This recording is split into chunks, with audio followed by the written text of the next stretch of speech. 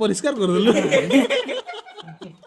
High hello ସାଙ୍ଗ ମାନେ ଜୟ Jagannath welcome କରୁଛି ମୋର ଗୋଟେ ଫ୍ରେଶ ମିନି ବ୍ଲଗ କୁ। ସକାଳୁ ମୋ ସ୍କୁଟି ଟା ଧୋଇବି ବୋଲି ଭାବୁଥିଲି ହେଲେ ଆମ ଭାବନାରେ ହିଁ ରହିଗଲା। ଆଉ ଯେ ଯାହାର ଗାଡି ଆଣିକି ଲାଇନ ଲଗେଇଦେଲେ। ଆଜି ସବୁ ଗାଡି ଧୁଆ ହବ ତାପରେ ଯାଇକି ଅଲଗା କାମ ସବୁ ହବ। ଆଉ ବଡ ନାନୀ କହୁଛନ୍ତି ଆଗ ଗାଈଗାକୁ ଧୋଇ ଦିଅ ତାପରେ ଯାଇ ଗାଡି ଧୋଇବ। ସେଥିପାଇଁ ମୁନା ଭଣଜା ଗାଈ ଧୋଇତେ ଲାଗିଗଲେ। ସିଏ ଭାବୁଥିବେ ଭୁବନେଶ୍ୱରରୁ ଯେ କେନେ ଆସିଲି ସେଠି ଥିଲି ଭଲ ଥିଲି, ଏଇଠି ଆସିକି ଗାଈ ଧୁଆ କରଉଛନ୍ତି। ମତେ ବାବୁ ଗାଡି ଧୋଇତେ ସାଙ୍ଗ ଦବ ଦେଲେ ମୁଁ ଆଶୀର୍ବାଦ ଦେବି ସିଏ 10 କ୍ଲାସ ରେ ପାସ୍ ହବ।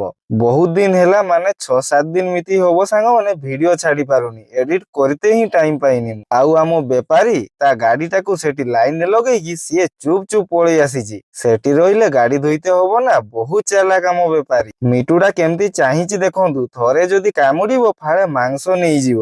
ତାଠୁ ଯେତେ ଦୂରେଇକି ରହିବା ଆମ ପାଇଁ ସେତେ ଭଲ। ଚାଲନ୍ତୁ ଦେଖିବା ଗାଈ ଗୁଡାକୁ ଗାଧେଇ ସାରିଲେ ନା ନାହିଁ।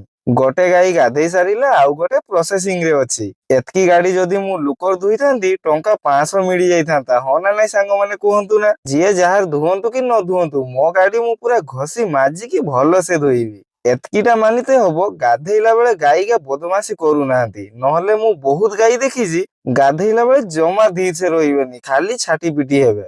ଆଜି ଏଇ ଏତକି ଗାଡି ଧୋଇ ସାରିବା ତ କେଜାଣେ ମତେ ତ କାଇଁ ଲାଗୁନି ଜମା। ଫାଇନାଲି ଗାଡି ଧୁଆ ପୁରା କମ୍ପ୍ଲିଟ ହେଇଗଲା। ଏଇ ଏତକି ଗାଡି ଧୋଇତେ ପୁରା ଦିନଟା ହିଁ ସରିଗଲା ଆମର। ଆଉ ଜଣକୁ ଦେଖଉଛି ରୁହନ୍ତୁ, ନୂଆ ନୂଆ ପ୍ରେମ ହେଇଛି ଛୁଆଟାକୁ, ସେଥିପାଇଁ ଲୁଚି ଲୁଚି ପ୍ରେମ କରୁଛି ଆଉ କଥା ହଉଛି।